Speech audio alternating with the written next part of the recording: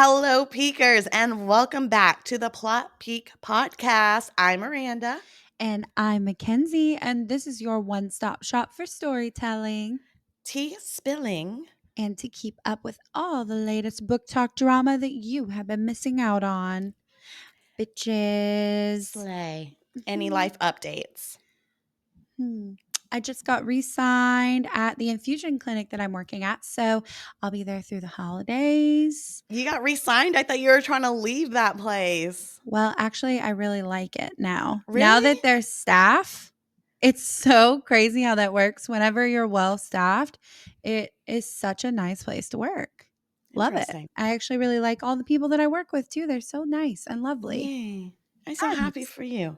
We actually had a Dancing with the Stars watch party last night with like 5 or Oh, 6 of the coworkers. We just watched Dancing with the Stars. One of the girls hosted it and had a cute little charcuterie board and wine and some pizzas, and we just watched Dancing with the Stars. It was so fun.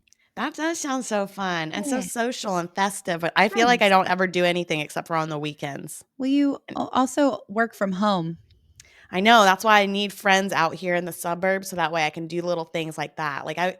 Also, let's go ahead and brainstorm. If I should go look for another job, what should I do? Because I do not want to go back to the hospital. That's for sure. If I end up leaving this job, I think I should do something in person for my social battery. Like, I need social interaction. I personally don't think you should leave this job. I don't want to, but Even what if if they're like, you're not working enough?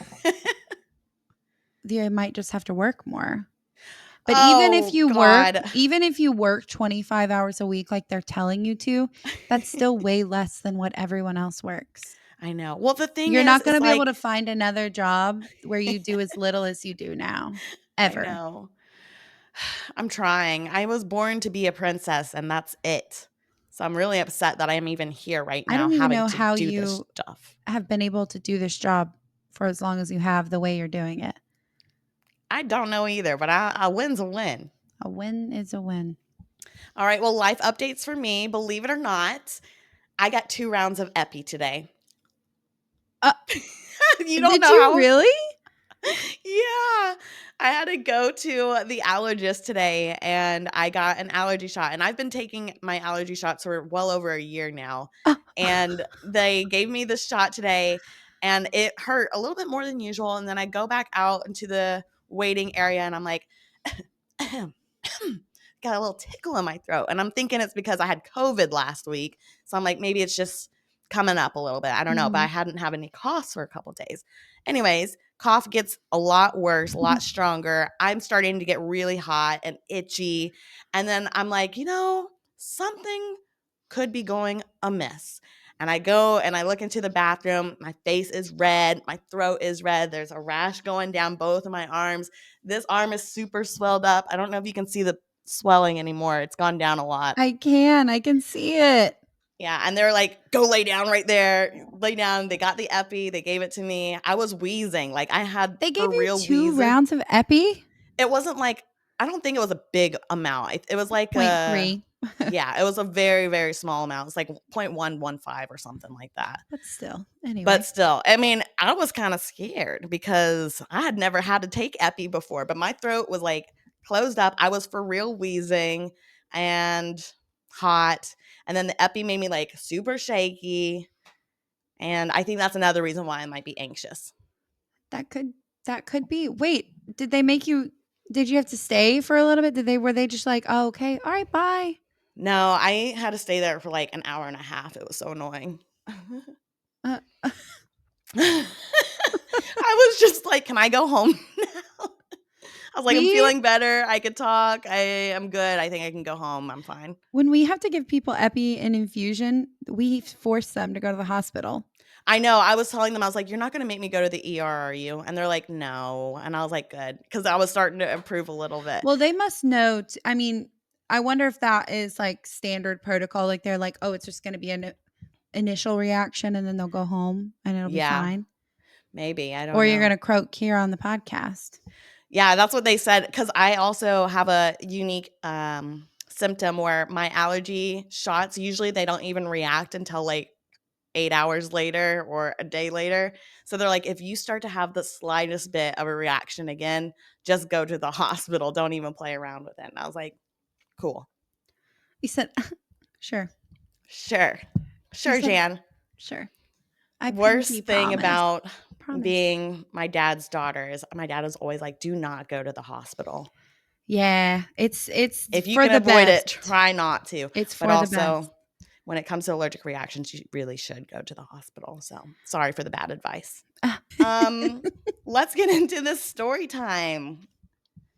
All right, so we want to remind you guys that this episode will be covering Sarah J. Maas's Queen of Shadows, chapters 11 through 20. So if you're new around here, this is your warning. We will be storytelling and recapping everything that's happened up to and through these chapters. So if you have not read and you do not want these spoilers, this is your warning. Before we jump into the story time, let's do a quick recap of everything that's happened so far. Aelin has returned to Rifthold with her main goal being to get the family heirloom that she believes is one of the 3 word keys from Erebin. They make a deal to help save Aiden from the royal dungeons, and Aelin is supposed to capture a Valg guard for Erebin to experiment on in return. We find Chaol and his friend with benefits, Nesserin, are leaders of a section of the rebellion group with the priority to save the people being sent to execution by the king and saving Dorian. Dorian is fighting demons, literally, as he has been possessed by a Valg prince via his wordstone collar, and Aelin tells Chaol that Dorian is likely too far gone for saving, and the best thing to do right now would probably be to kill him. That Chaol's not ready to face this truth quite yet, and he doesn't trust Aelin the way he trusted Selena. And then Manon and her 13 are in Morath with Duke Parrington, and they hate him. They think that he's stupid and shady, and they are under very strict orders to obey his every command. So when they complete this war, they will be able to go back home to their Western Waste territories and reclaim what's theirs. Sound about right? Sound about right. Sound about right. All right, so we're going to jump into it. We're going to set the scene. It's called the shadow market. And just imagine the shadow market is like, how would you describe it? Like the black market, right? Is that how Yeah. you would describe it? Yeah. But imagine it in like a Renaissance-y way. So obviously it's like little tents and carriages and rats and shady business going on down there. Illegal, illicit affairs. Illicit, illegal affairs. Yes. Yeah. So Aelin finds Chaol down there. And she had to find him because he has been avoiding her like the plague and trying to keep her out of his plans and his ideas and stuff like that. So he's over here and he's actually meeting with Brulo, who is one of the weapons masters of the glass castle. She sneaks in, she's like, "Hey, what's up? What are you guys doing?" They were just talking about Dorian's party plans going down, and she wanted to tell them that if they were smart, they should be wearing red ribbons on Dorian's birthday because that is going to be the day that she is trying to save Aiden. And the thing that Chaol took away from this, he took 2 things away from this. He was like, it's interesting because at least she came here and told them that she was about to cause a huge murder scene and kill everybody, and she gave them a heads up to try to save themselves. And 2, it's so crazy that a literal queen is here in the black market or the shadow market right now. Like that is unheard of to have royalty down here themselves doing any type of exchange. And I like that. I thought that was an interesting moment to point out with Aelin being down there because she is a different kind of queen. She's like, I will do this myself and I will make sure that it gets done the way that I need it to get done. I feel like that goes to show, though, how kind of like deluded Chaol was, though, into thinking like all these things about her. He's like, in his mind, he's like, okay, well, I knew Selena and I knew what she was like. I knew I could trust her. But now that she's Aelin and she's gone off for a little bit, I don't think I can trust her anymore when she's doing the same things I that she was before, know. but she now just has a purpose. Like she never liked the king before. She never wanted to serve him before. She did all these shady things in the name of doing something good before. Now she's just doing it with an open name. And he's like, can't trust her. You Like know, it, I she's feel like, like he's like completely deluded himself into thinking that she's this completely different person.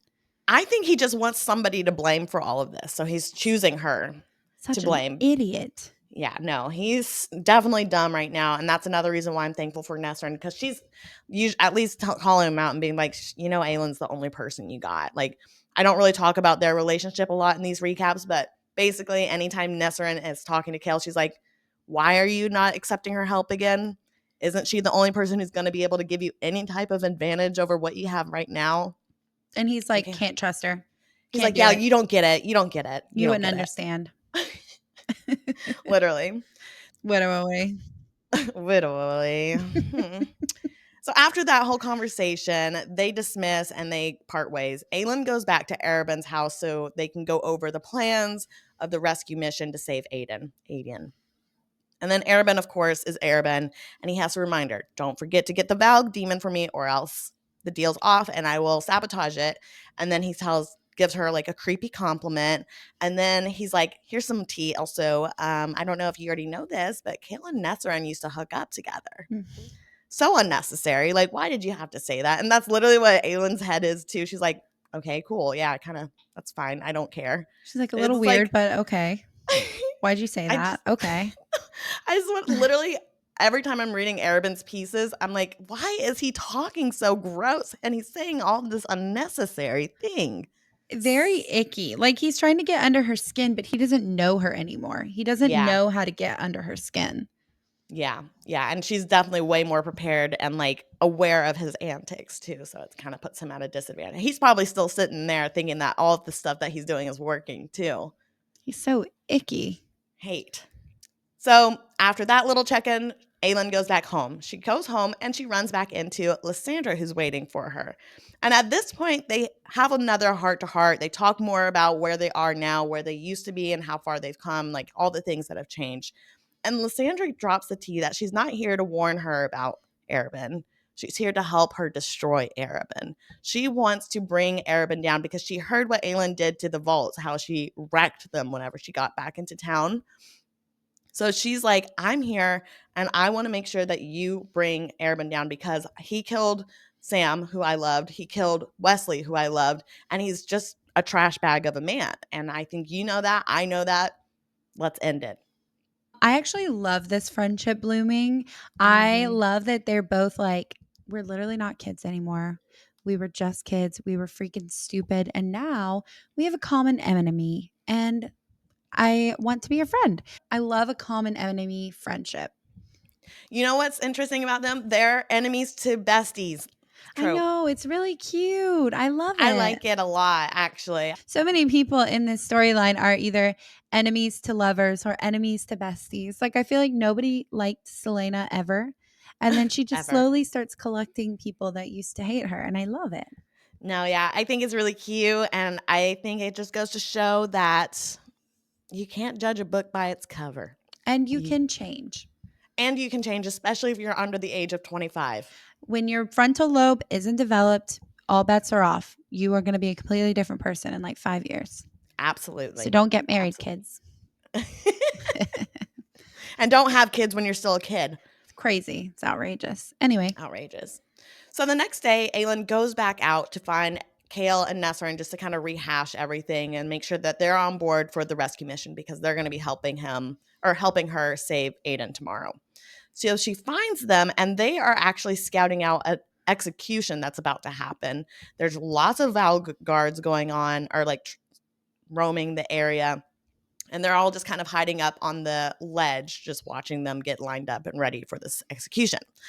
But Kale and Aelin still are not seeing eye to eye, and Kale just needs to run his mouth. He needs to make her feel bad. He needs to talk shit. And so he accuses her of potentially wanting to kill Dorian so that way she could have a clear shot at ruling this area. And after he threatens, he says, and if you do hurt Dorian, I will tell the king where you and Aiden are. So after he rats that part out, or like threatens to rat her out, she reminds him what Arabin had called her recently. Arabin had called her recently a fire-breathing bitch. And she told him she is not afraid to show and do what she needs to do to make sure that the people she loves is safe and protected. And if he ever threatens her and the safety of her people again, She will be here to burn this entire kingdom to the ground. Mic drop. I love. She literally ate him up, left no crumbs. No. Also, it wasn't just fire breathing bitch, it was fire breathing bitch queen. Oh, bitch queen. How did I even miss How that? I did you miss shouldn't it? have. I don't know how you did, but it's fine. That gets referred to a lot more in the future coming books. So, Slay. No, um, it's kind of a good line. I like it. fire breathing bitch queen. It's truly one of my favorite lines, like names in a book. I kind of want to get a shirt that says fire breathing bitch queen. Ooh, I love that. Should Yeah. that be the next plot peak t-shirt Yeah. idea? Yes, actually. I did get our shirts in, the two that I ordered, and they were both extra larges and they fit like a small. So it's not cute. It's not You're cute. kidding. No, they're like the smallest shirts I've ever. How'd you get the shirts? Or like where'd you order it from? I just did a little Amazon print for like Oh, a cutesy. Wasn't good. Wasn't a good didn't vibe. turn out right. Mm-mm. Not the way it's supposed to. Yeah. Was it a child's? No, it was an adult, but it was Sometimes that very gets me. small. Very, Hmm, very small. And that is unfortunate. wasn't nice. Anyway, Well, anyway, so their little bickering got disrupted after the first executioner's head got chopped off. That kind of brought everybody to the attention, and Kale was like, all right, I need to cut this shit. I need to just go ahead and tell her the tea on how to free magic because she literally is going to be the only way to save Dorian if there is a way. So he tells her about the towers, how if she knocks down the clock tower in the glass castle garden, that magic would be freed. So she's like, thank you so much, you piece of shit. I will help you guys out real quick. So she jumps down and she starts, slaying, killing all of these guards, all by herself, by the way, while Nesrin and Kale and his men are trying to save the executioners or like the victims of this execution.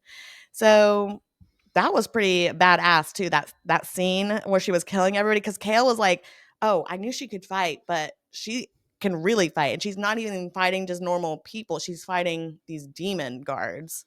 and And she's I like fighting that without magic. without magic, yes, and she's not even in her Fae form. She's That's a tea. bad bitch. And that's what makes her such a cool character. She was such a badass before she had her magic. She's such a badass with it. Like she only gets better. Like she has the best character growth and arc ever. Love her. As Obsessed with one her. should, as the main character. Fire breathing bitch queen. Fire breathing bitch She literally queen. started as a prisoner trying to like Mm, take herself out. And she now, was. yeah. And now look at her. Oh, that's so Yeah, I cute. know. I She's mean, gonna that's not cute, but it's like it's so it's powerful. it's It's powerful, beautiful. yeah. I love that. Yeah. And I on this note, it makes me so scared to keep reading these books. Like all I can hear about is how wrecked I'm about to be when I finish the series, and I don't know why yet. So I'm really fucking scared for it. We'll talk about it. No, we won't. I know you won't give me anything. I'm not even gonna try to. Yeah. All right, goodbye. Anyways, Anyway. next mission, it's game day. Here's the scene. The glass castle is fully prepared for a possible rescue attempt from Aelin Galathinius, aka they've got tons of Val guard lining this castle, and they've got word markings marking all of these doors and entrances and windows to kind of prevent her from leaving if she does come in. Aiden. You guys know I'm going to say Aiden. Aiden is still very injured and weak, and he is determined to kill himself before they kill him as the main event because we know that this day is Dorian's birthday, and the main event for this birthday party is to watch Aiden get executed on the stage. So he is in the middle of this party on an elevated surface, kind of like me when I'm at a bar, Of course. and he's tied up and he's like, there's a stool right here. I could just whack my neck on that real good. Maybe I can break my neck, or maybe I'll just jump on this knife over here and I can die that way. Like he's planning So any other way to kill sad. himself besides getting killed as like entertainment. So yeah, I that is really respect that sad. honestly though. If I'm going to go out, I want to go out on my own terms if I have the opportunity to. Do you think that you would be able to do it to yourself though? Because that's where I get stopped. I hate hurting myself. No. Absolutely not. I would I would be not be like, able to do it. oh. but I would want to, Yeah. and I If respect it. yeah. It's his body, his choice. His body, his choice. I would not be able to. I wouldn't be able to do it, but if he could, more power to him. Right. Right. Right. So Aylin's strategy is to be a fake backup dancer for Madame Florine, her old dance instructor. She's covered in these word markings that are hidden underneath her clothes. And once she gets into this castle, she disappears into the crowd. They're dancing, they're doing their performance. Nobody's really paying attention to her because she was just the backup dancer. Yeah. So she's meandering through the crowd. She goes behind a little column and she does a little outfit change. When she comes back out, she's dressed and acting under this male persona and sauntering towards Aiden and his elevated surface. Oh. By the end of their performance, the dancers shatter these glass roses that cause smoke to fill the entire room. It causes chaos to happen, and everybody's screaming, everybody's running.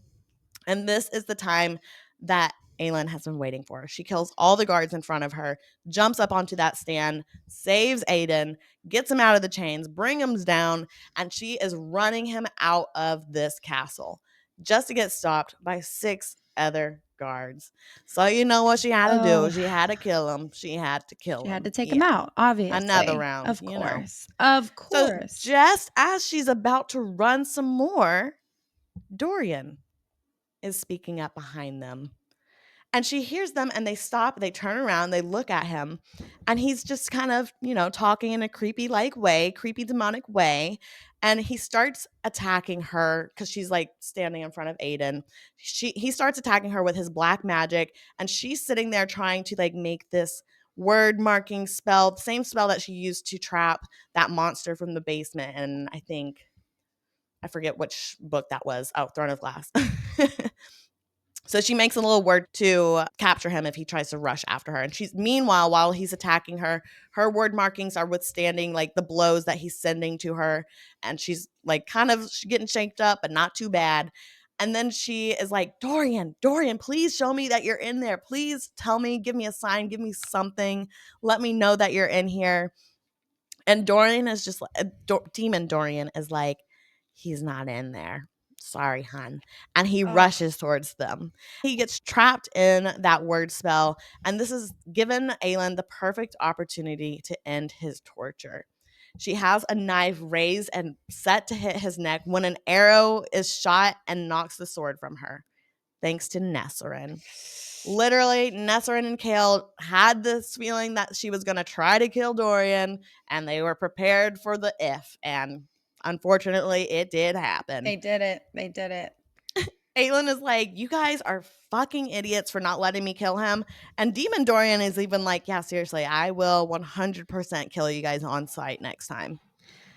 It's really sucks too, because I actually do more than anything see Kale's side in this. Like, I see him not wanting to kill his friend. However, if your friend is possessed by a demon, I do feel that warrants Consideration, at a least. consideration of ending it. Yeah. Also, At can the you very imagine least. Yeah. being possessed by something and having no control over your body? And like your friends are like, no, we're going to save him, but there's like no saving in sight. I think I would want somebody to take me out Yeah. personally. Yeah, that would actually be really terrible. And from the sounds of it, um, Dorian is only able to register what is happening. He can't control anything. So he is seeing No. all this crazy stuff that this demon is doing, all the evil tortures that he's doing, and it is just killing him from the inside out. And he is just sitting there like, I am doing this. At the end of the day, it's my body. It's me doing this. I'm just not in control. Well, and Dorian's a good guy too. He would never do Mm-hmm. anything like this. Yeah. So Aelin and Aiden, they continue running to leave the castle site. They jump the fence to get over, and they get shoved into a carriage that is waiting for them. And while they jump in, Lyssandra's here. She's waiting for Aelin. She has a change of clothes for Aelin and some wipes to clean off the blood. And they shove Aiden underneath the seat of this carriage. And I just want to take this time to point out a couple of things. Not only did they just run from the castle, fight multiple guards, fight Dorian, jump a fence, Aiden has a rib injury. Aiden is also probably like 6 feet something and full of muscle, out of shape, and injured and being shoved under a carriage seat, I would be having a panic attack probably if that were Oh, him. I'd be like, 100%. Yeah, you would ruin us. It would no, be I'd be over. like, I'm sorry, guys, we're all going down. We're all going Miranda down. would be like, "Well, this is my problem. I'm about to make it everybody's problem. Everyone's going to know what I'm going through We're right all now. gonna die."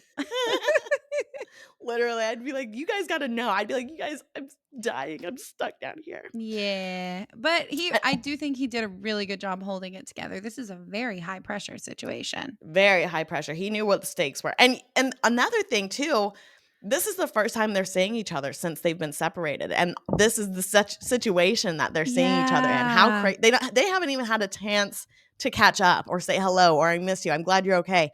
It's just straight like we got to go or we're dying. How Well, crazy and epic. and even in Adian's POV, while she's like rescuing him, I mean, she's slashing, she's slaying, she's doing her badass thing, getting him out of there. And he can't do a lot because he's so injured and he's trying to get out of there.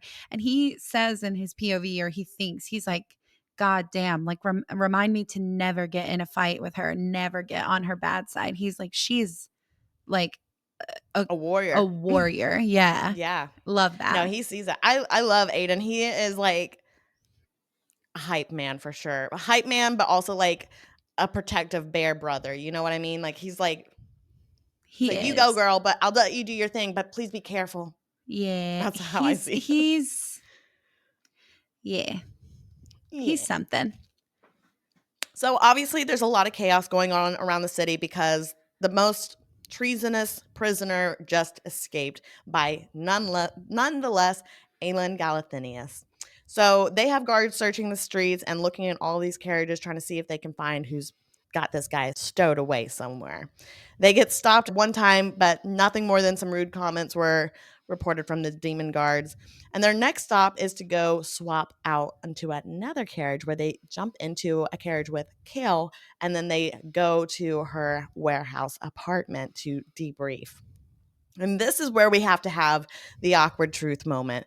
Because remember when Aelin and Chaol were fighting about how she wanted to kill Dorian and she was like, I don't want to kill Dorian. Well, now she's got to face the truth that Nesrin stopped her from killing Dorian. She's like, you know what? You got me. I did try to kill him. But it wasn't for the reasons that he was thinking, okay? She was trying to put him out of his misery. And she did. She gave him a shot. She said, "Give me any kind of sign, proof that you're in there, anything, Dorian. Like literally give me anything." And he basically was like, "Fuck you." So, Yeah. I mean, it's not like she wasn't trying. Yeah, she gave him plenty of opportunities. And then she tells him too, she's like, listen, and I know that I'm not your queen, but Dorian is fucking gone. So you need to decide right now if you're going to help me to save this kingdom or if you're going to stay on the side of the king of Aderlin, Mm-hmm. which is T. And while they're having this whole conversation, Lysandra is sitting over here in a corner eavesdropping from the room that she's helping Aiden recover in. And she is hearing Chaol call Selena a queen because up until this point, Lysandra still sees her as Selena. She doesn't know that she's Aelin. And so she's like, queen? And then she looks from Aiden to Aelin and she's like, oh, she's Aelin Galathinius. Everything's starting to click. And so she goes over after they have their conversation. She's like, huh, so you're a queen, are you? And then Aelin's like, oh no, please don't talk different to me. Like, I want to keep us being friends. And she basically, Lysandra just said some type of comment that gives like the general gist of, I'll still hit you or call you a bitch if I want to. I don't care. I love And that. Aelin was like, lit. We're still So besties. besties. Oh, it's actually, they're so cute. I love their friendship. They just became like besties so quickly. Like all it took was them shedding their like teenage pride. I love it. I love, love, love, love it. Me too. We love a little maturation story here. I love it's just girlhood. Girl, do you have any friends that used to hate and then became your friend? You. That's tea. Actually, I do know this. No, I didn't I hate do. you. No, but you were Neither one disliking. of us were obsessed with each other. We didn't hate each other though. That's how most of my friends have all developed. I've not Oh, liked most of my friends. I remember specifically in high school or middle school, my high school best friend, I met her through my old best friend, and I didn't like her at first.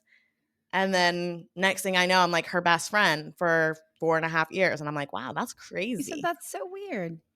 But then we got into a big falling out. Oh. But then we both grew up and our frontal lobes developed. And now we're like, hey, girl, hope you're still doing good. XOXO. Oh, that's how I am with my, like, middle and, like, high school best well, mostly, like, elementary, middle. We were friends from the time we were, like, 10 on or something until, like, high school, and then we had a weird falling out, I think, when I went to college, and literally probably 4 or 5 years ago, we, like, talked about it. We were like, "What were we even fighting about?" And we obviously couldn't remember, and we were like, we friends? Cool. Let's be Yeah. friends. And now we just text See? each other every now and then. We're like, "How girl, how's it doing?" It Oh, was that's so cute. sweet. Yeah. No, frontal lobes. Who Frontal knew? lobes. Who Love knew we them. needed them so Love them. bad? Love them. All right, now let's switch paces a little bit. We're going to move over to Morath with the 13 and Manon, who I will be calling Manon. I love it. So Manon gets summoned one evening to meet up with Duke Parrington and his new minion, Lord Vernon. He explains that they're going to need a clan of Blackbeak witches to breed with the Valg and create super soldiers. And this is a huge red flag for Manon and Astrid because witchlings are extremely rare and they are extremely sacred to all witches, not just them, it's all witches. So harming a pregnant witch or her witchling daughter is actually one of the highest breaches of code among the witches.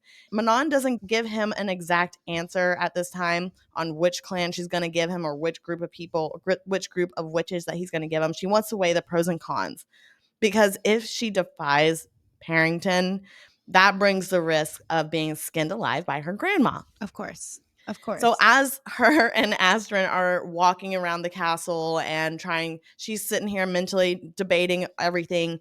Astrid speaks up. And this is not the first time Astrid has spoken up to her recently and given her 2 cents. But Astrid speaks up and she's like, you cannot let them do this. Like, you have got to put your foot down here. Like, we cannot do this. Like, please. And that's enough of a trigger for Manon to choke her out again.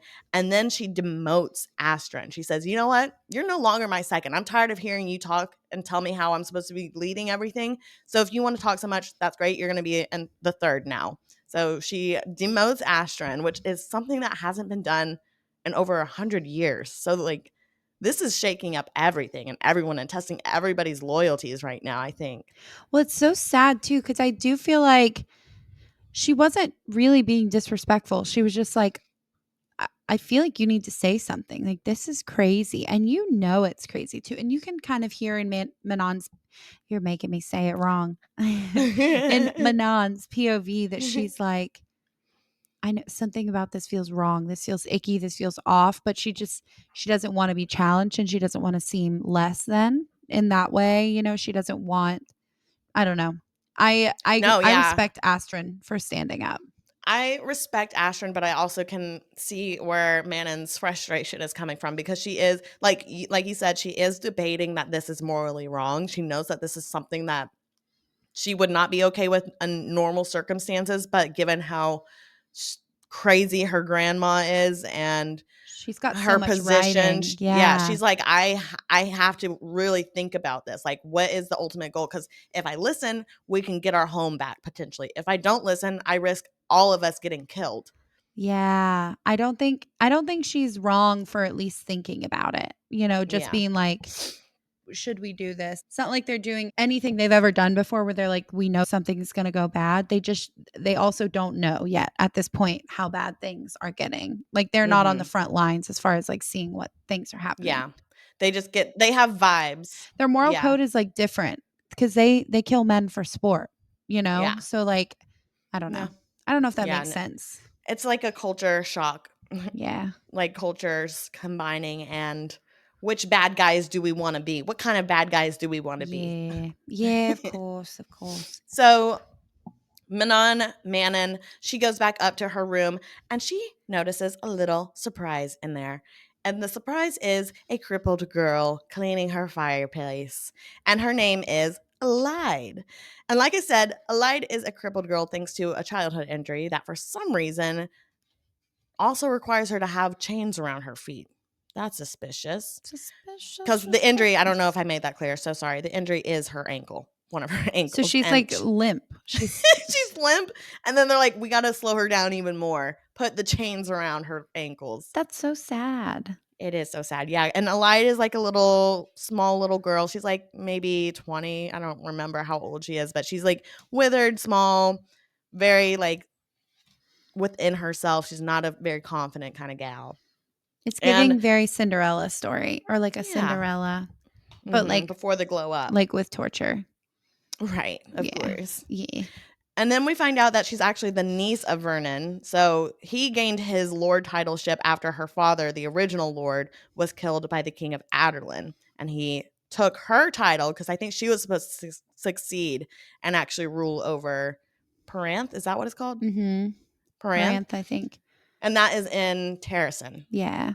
Right. So she So, was yeah. supposed to be lady. She was supposed to be Yeah. lady of parent, I think, or whatever. hmm And he basically was like, my brother's dead, so I'm taking it over. And of course, she's a woman. So Yeah. So she obviously cannot rule. a woman. Ew. Manon is sitting there sizing up Elide, and she is like, I feel like she might be hiding something. She's giving this fake stammer. She's acting like she's scared, but she also sounds like she's got like an ulterior motive. Like she's in here for something. I can smell her sit in certain spots. She's looking over my map. She's looking over here in my dressers and stuff like that. She's up to something. There's something going on with her. So she calls her out. She said, why are you in here? Are you spying on me? And Elida's like, no, no, no, no. They just sent me up here to kind of clean your stuff. So she gets a sharp fingernail underneath Elida's chin. And she was like, tell me that you're not up to something. And she says, no, no, no, I swear I'm not. She slices a little bit of her skin, gets some blood on her nail, and licks it.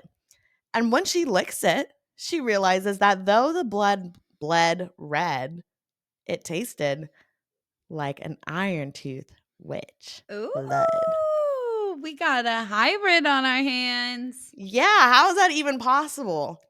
Doesn't really go deeply into that. Yeah, I was assuming that her mom was a witch and like just hiding undercover or something like that. It does talk about her heritage and who her parents are later, Yeah. but it doesn't go into detail about how like far removed her mom was from Yeah. witch. Also, side note while we're talking, apparently Elide is illiterate, so that makes me think that she's going to become a main character somehow because if we have read ACOTAR, we know Lady Farah, Queen of the Night Court, she is also illiterate and she had 5 books written for her. Yeah, we'd love an illiterate queen. Yeah, so I'm keeping my eyes on Miss Elide over here, Yeah. especially now that I know that she's a hybrid. Now that we know she's dumb, we know that she must. I'm just kidding. She is built for great things. I do. Sarah J does love a come up story. I'll That's say true. that she loves That's a come true. from nothing story. Mm-hmm. So either way, even if Elide is up to something with her own ulterior motives or she is spying, she has witch blood in her. So Manon tells her other 13 to keep an eye on Elide, tells her the tea and everything. And then we learn later on that Elide actually does have her own secret agenda. She is trying to escape because she doesn't know why she's even been brought here. She's from Paranth. She's been locked in a tower most of her life, unable to read or get any education. She's working with maids and nurses. And now she's here for some reason. So she's like, this does not feel good. I am so vulnerable right now. And if I've learned anything from my nursing maids, it's that I need to be looking out for myself. If I feel unsafe, I'm probably unsafe. So that's what she's up to. She's trying to figure out an escape plan. And then later on, either that night or another day, somebody has to give Manon a letter and they can't find her. So they give it to Elide and they say, you give this to the wing leader. And she's like, oh, okay. So she goes up, she finds Manon in the little nest unit of the wyverns, and she's like, hey, somebody wanted me to give you this letter. And Manon is like clocking her. She's like, you know what? I'm done pretending. You are not weak, and I know you're not useless, even though you can't read. I'm going to help you out a little bit. Here is my name. You see this right here on this letter? It says Manon Blackbeak. If you ever see anything with this on it, bring it to me immediately.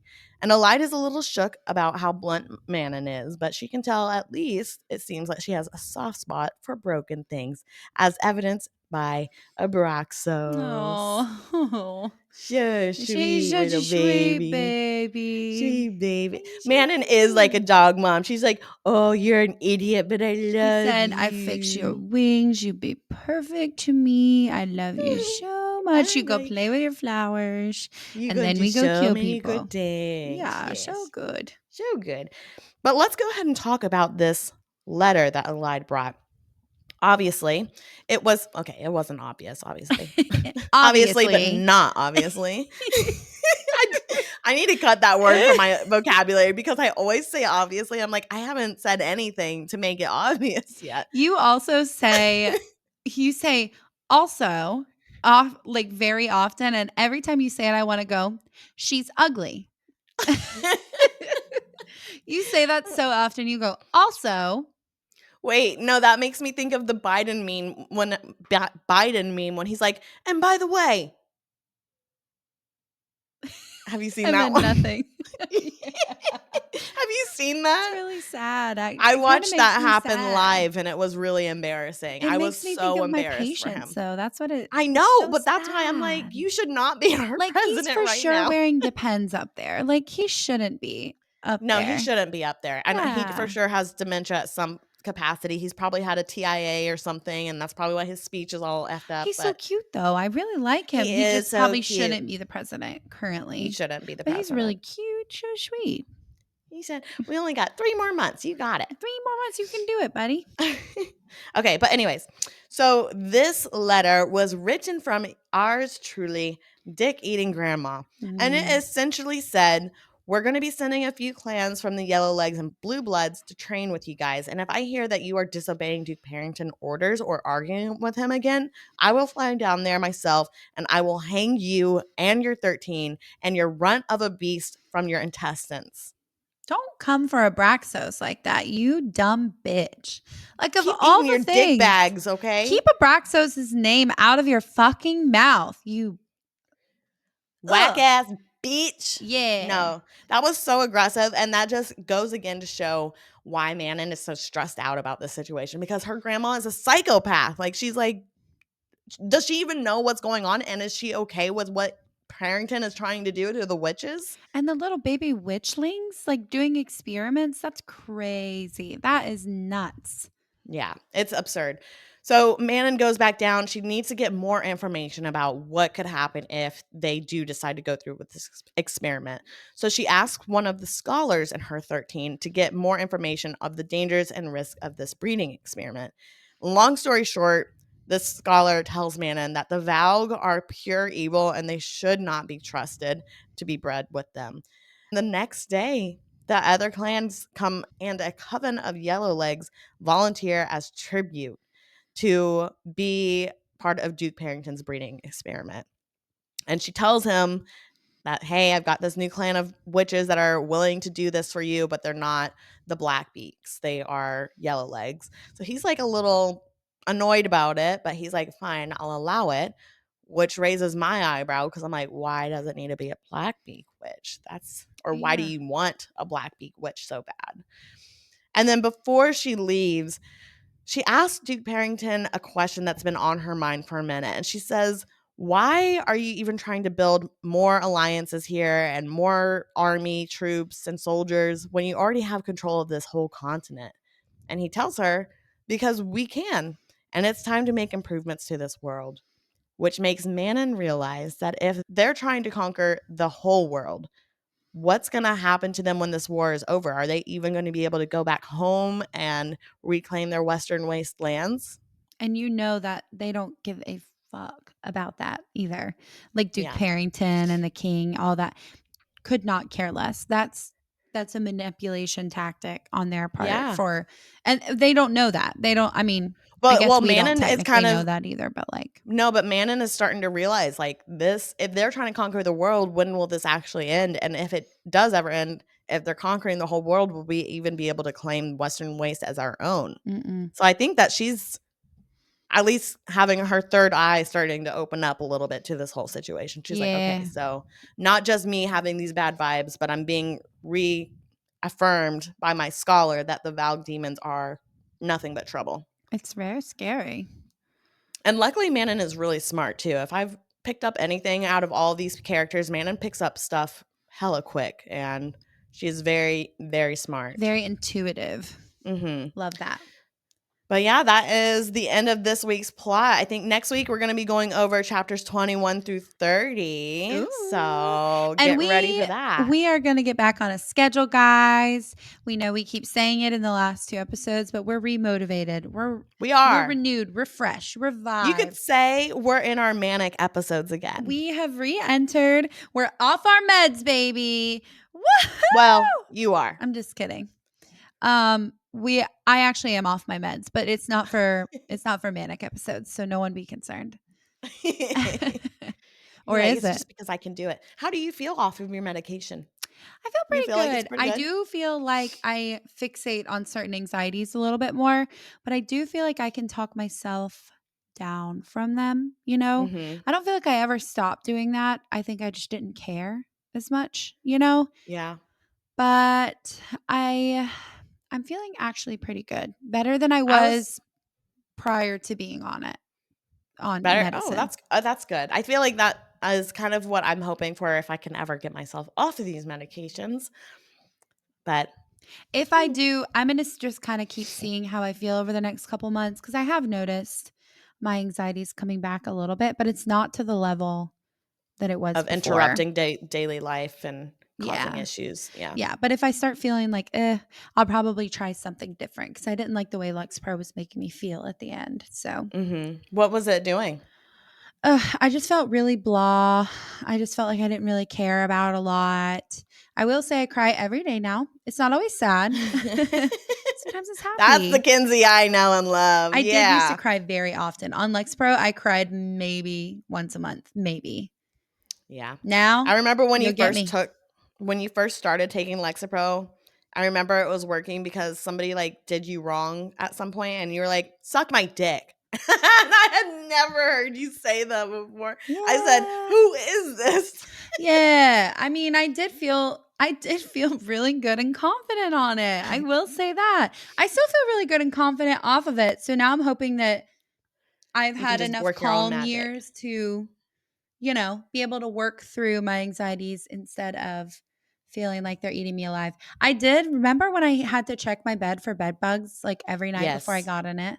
I Yeah. told my therapist that and she was like, that sounds like some OCD, like controlling behavior. So why don't we talk more about that? That's I was funny. like, yeah, we can. I don't think Oh, that I have sure. Yeah. OCD though, but just add I another think mental OCD health is issue. actually more prevalent than we think Mhm. because I also think I have OCD in that's where I get into my spirals is I fixate on something and I'm like I will not feel better about this until I have an outcome. Like I need to figure out what's going on with this right now. Yeah. I don't think we talked more about this too, like in my therapy session. She was like, we talked about like triggers and stuff. And I think mine was straight anxiety based, like feeling like I had to do something, but it wasn't to the point where she would diagnose me with OCD. It wasn't like I couldn't not do it. I just felt like I had to feel comfortable, like to feel it. It Interesting. is sounding I like can see OCD, but she said I don't think it is. She asked me, I had to take a questionnaire. Oh, that's how you she know you said, raised a she said, flag. after we get off, you're gonna send me this questionnaire. And I'm like, okay. All right. Meanwhile, I have to do monthly PHQ-9s and general anxiety disorder assessments with my therapist. For the depression. Depression and Yeah. Be anxiety. careful. You might end up in some Careful. slippery socks. I Some know. non-skid socks. They're going to say, you're not leaving your Have home. you seen those memes of them with it's literally just a picture of the yellow non-skid socks and it's like when you got a little too honest with your therapist? I have seen that. Mm. And it does make me nervous because I do see myself talking sometimes really comfortably with my therapist. And I'm like, should I even have said that to you? Right. I know sometimes I'm like, that might have been too far. When they just get real quiet and they're like, I hate that. I I'm like, hate please say something. right there. I was even having a really good day and was just talking about like things that I'm hyper fixated on right now. And I stopped because I finished everything that I needed to say. And the therapist, she was just like, No. And then I was like, "Okay, well, I don't have anything to say." So I stared back at her and I was like, Oh, that makes me and then so we just did that uncomfortable. for a minute and I was like, "Okay, well, I'm nervous and I don't know what to Did you do say anymore." that? Yeah, I was like, "I don't know what you want me to do. I don't know what to say." I feel like if I was a therapist, I would probably trigger people. I'd be like, "Why do you feel so uncomfortable with silence?" No, but that would make them be like, for me, that would be like, "Oh, let's get into it. Oh. Let's talk about it." I I do love think I those would kind of love to be a questions. therapist if I didn't have so many mental health issues myself. No, but just like doctors are the worst patients, therapists are probably the craziest people. You I think? know in You see our your therapist on the psych ward, you're like, "Hey girl, what's Hey, girl. up?" Well, the tea is She's she's your also roommate. in the lifestyle. She's my roommate. No, but she's in the Your lifestyle. therapist? Well, that's Yeah. good. She should be because if Yeah. you want somebody that is like understanding of like how to talk about stuff like that, Yeah. And that's why I really like her. I think that's why I'm able to talk to her so easily, but Have you guys had sex? Just kidding. no. It's been Just strictly kidding. professional Just right now. kidding. Just kidding. You're like, yeah, I bet I that would met be her a in really bed. I bet that would be a really good book. Oh, it would be. I feel that that has to already be a book. If not, let's write a I'm book. sh- Plot Should we peak write a therapy book? book about therapy. Plot peak, uh, like smut, like a Yeah. smutty therapist book. Yeah, That's what no, that I'm would be saying. I think we could do a peek at, like, behind closed doors or something like that. There's already a book called that, and it's about domestic violence. Oh. Oh, yeah, actually, I read that and it was really It was good. good. Yeah. Anyway, I think we should probably end here. Yeah, yeah, yeah, yeah. Sorry, so sorry. But you can probably cut that last half out No, it's anyways, okay. I think honestly. they should hear. You should hear about our mental health. Alright, so, yeah, that's the end of this week's plot, so come back and take a peek with us next week, guys. And be sure to follow us Oh, on Instagram at Plot Peak Podcast and TikTok at plot.peak for all things Plot Peak and memes and whatever we're feeling that yeah. day. That's all. Okay. Goodbye. Bye. And go to therapy if you need it. And stay on your meds. Goodbye. Uh.